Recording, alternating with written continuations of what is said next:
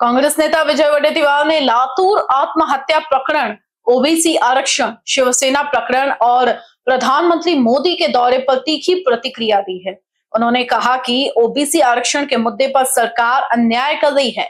मराठा समाज के नाम पर ओबीसी युवाओं के साथ भेदभाव हो रहा है और कुछ मामलों को दबा दिया गया है। उन्होंने गंभीर आरोप लगाते हुए कहा कि मराठा बताकर ओबीसी युवाओं की हत्या की जा रही है। वडेट्टीवार ने कहा कि ओबीसी समाज के हक के लिए वह सड़कों पर उतरने को तैयार है।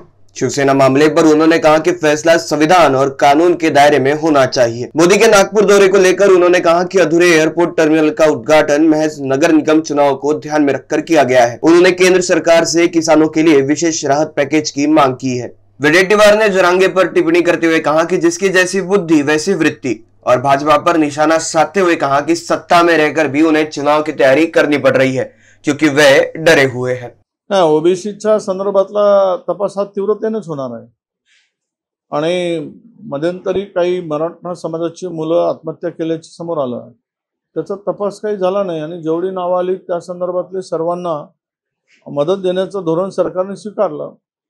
आता ह्यामधल्या आत्महत्या त्या काय चौकशी करत असतील तर सरकारचं स्वागत आहे।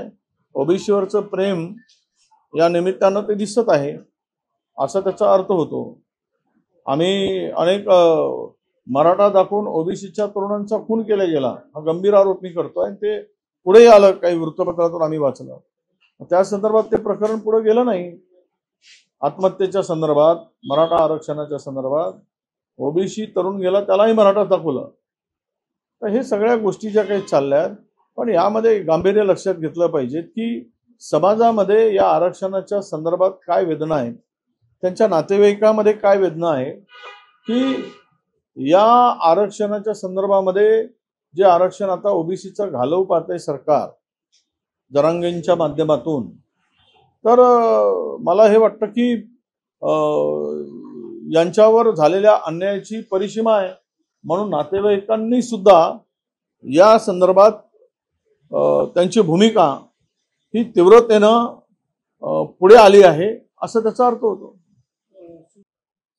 सत्तेमधल्या असलेल्या लोकांना तयारी करायची पाळी काय येते तर ते घाबरले आहेत, त्यामुळे हे तयारी करतायत। आम्ही घाबरून नाही, आम्ही बिनधास्त आहोत, आम्ही भिडणारे आहोत। त्यामुळे कुठल्याही निवडणुकीला कांग्रेस तयार आहे। INBCN न्यूज के लिए कैमरा पर्सन अखिलेश के साथ अभिषेक पानसे की रिपोर्ट।